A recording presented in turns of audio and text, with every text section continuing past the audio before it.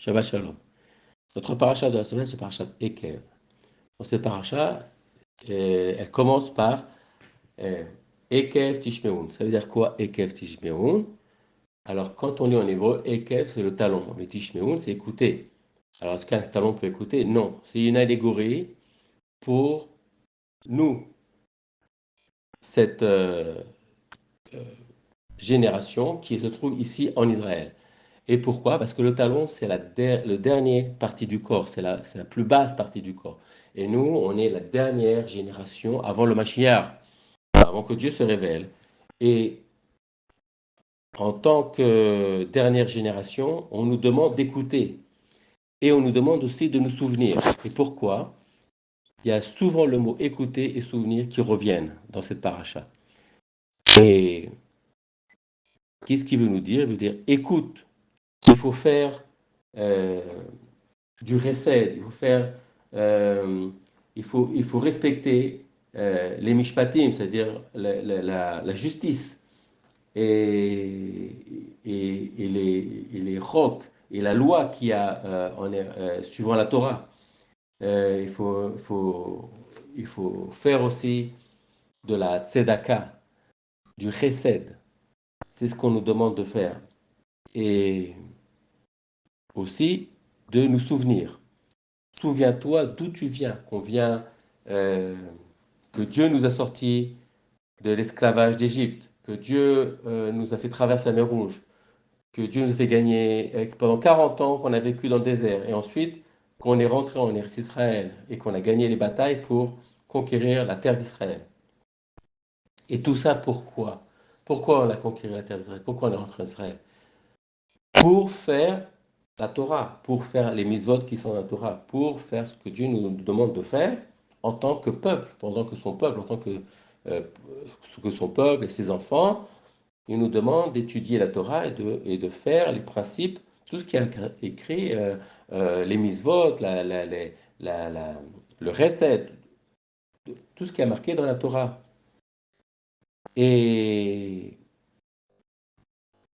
voilà ce qui s'est passé que quand on est rentré en 1948, les sionistes, les juifs de 48, ont dit que nous, on n'a aucune racine, aucun attachement à la Torah. Et donc sont venus les Arabes, ont dit, ben, si vous n'avez aucun attachement à la Torah, vous êtes des colonisateurs, vous êtes des voleurs de terrain, vous avez volé notre terrain, rendez-nous notre terrain. Et ils sont allés se plaindre, où ça? Aux Nations Unies, qui nous rendent notre terrain, c'est des voleurs de terrain, ils nous ont fait la guerre et ils colonisent. Ils nous exploitent, ils ne nous donnent pas nos mêmes droits que tout le monde, etc. Ils se plaignent. Mais c'est pas vrai. Il faut regarder nos textes. On a tout un Tanakh, on a toute la Torah pour nous expliquer qu'on était là bien avant. Ça fait 3000 ans qu'on était là avant, qu'on a construit 2 temples. On a eu plusieurs rois, on a eu plusieurs batailles qu'on a fait sur ce terrain. On a vécu très longtemps, des siècles, en Eretz Israël. Et dans la tête des gens, dans la tête des Nations Unies, dans la tête de beaucoup de pays, on est des colonisateurs, on est des gens qui ont volé le terrain des Arabes. Donc il faut remettre la vérité en place, il faut souviens-toi, parce que si tu ne te souviens pas, on va te traiter de voleur. Un autre exemple, on nous demande aussi de remercier Dieu pour ce qu'on a, puisque on arrive donc sur cette terre, on a chacun une maison, on a un petit jardin, on a des enfants, on a un travail, on a un champ, une agriculture, on a de quoi manger, tout va bien. On pourrait penser que c'est grâce à la force de nos mains, parce qu'on est très intelligent, parce que alors, on n'a pas cette terre parce qu'on est très intelligent, on n'a pas eu cette terre parce que on a fait beaucoup de recèdes ou qu'on est des gens très très forts en Torah. Euh, non, non, on n'a pas eu tout ça, tout ce mérite. D'où on a ce mérite de venir Israël. Le seul mérite qu'on a, c'est qu'on ait la Torah et qu'on vienne pour faire la Torah et pas justement de l'oublier. On demande souviens-toi qu'on est là seulement pour faire la Torah en Israël et la faire passer à qui? Aux descendants, à la nouvelle génération qui n'ont pas connu Dieu, qui n'ont pas vécu le, le- l'esclavage, qui n'ont pas vécu le fait de passer la mer Rouge et qui n'ont pas vécu les 40 ans dans le désert, qui sont nés ici en Israël, ils ne connaissent pas Dieu. Et il faut se rappeler, souviens-toi, dis-leur que Dieu, c'est lui qui nous a sauvés, qui nous a donné toute cette abondance. Et quelle abondance il nous donne? Si on fait tout ce qu'on nous demande, alors on aura une grande abondance. On aura donc le blé, l'orge, euh, l'huile, les dattes, le miel, la grenade, la figue, le vin, tout ça, toutes ces bonnes choses, toute cette abondance sur le terrain. C'est ce qui nous donnera. Comme il va faire pleuvoir, il va mettre la rosée au bon moment sur la terre, comme la manne. Elle venait le matin avec la rosée. Et, et donc, là, pareil, Dieu, il pourvoira à nous, comme il a fait dans le désert, il nous donnera cette rosée, il nous donnera cette manne, ce pain, grâce aux champs qui vont fleurir. Il y aura de l'abondance partout.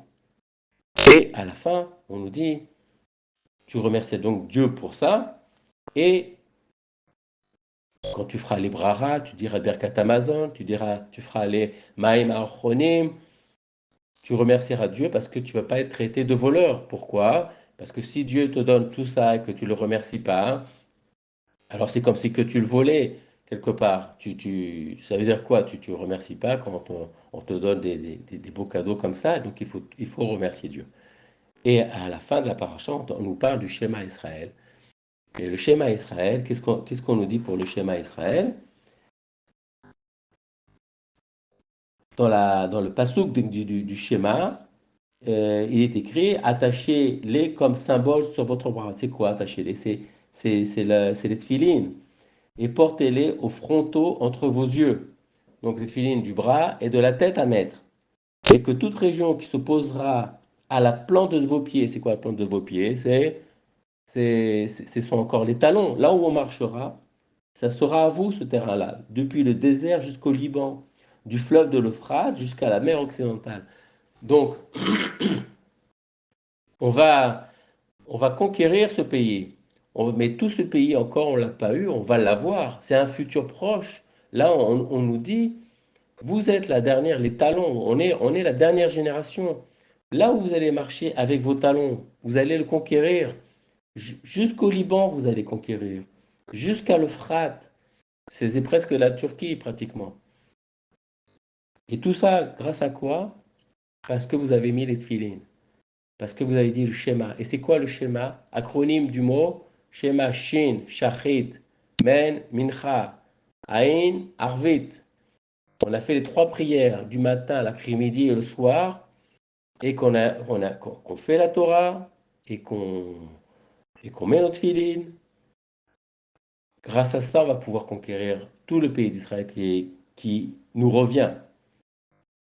Et chacun individuellement doit faire ça. Si, en tant que peuple, on doit étudier la Torah, et on doit habiter ici en Eretz Israël pour avoir toutes les bonnes choses et vivre notre vie en tant que juif euh, en Eretz Israël, individuellement, on doit aussi faire quelque chose qui est euh, mettre les tefilines, faire nos prières et rendre la justice, le tzedek, en faisant de la tzedaka, en faisant de la bonté, en aidant son voisin. Et c'est ce qui se passe justement quand il y a une guerre. Quand il y a une guerre, on voit tout Israël qui aide son prochain, qui fait de la tzedaka, qui se soutient les uns les autres. Ça, c'est quand il y a une guerre. Mais c'est justement les moments où il n'y a pas de guerre, où il y a l'opulence, et qu'on pourrait oublier, et qu'on ne pense pas aux autres, et qu'on s'embrouille entre voisins. Euh, c'est là où on voit si où on est fort ou pas. Et à partir de ce moment-là où maintenant chacun aide son prochain, c'est il faut tenir, il faut rester comme ça, il faut rester soudé et aller de l'avant jusqu'à qu'on puisse récupérer tout ce qui nous appartient et faire en sorte que, pour dire aux nations que ce pays est le nôtre, et pas seulement ce pays-là, jusqu'au Liban, c'est à nous. Jusqu'au Liban, c'est-à-dire tout ce qui est Gaza, c'est à nous, et jusqu'à l'Euphrate, c'est-à-dire à la frontière euh, de la Turquie, c'est aussi à nous. אז בעזרת השם, שנצליח להיות, qu'on soit tous, qu'on réussisse à être tous soudés et qu'on pratique nos mitzvot, comme c'est écrit dans la Torah. Shabbat shalom.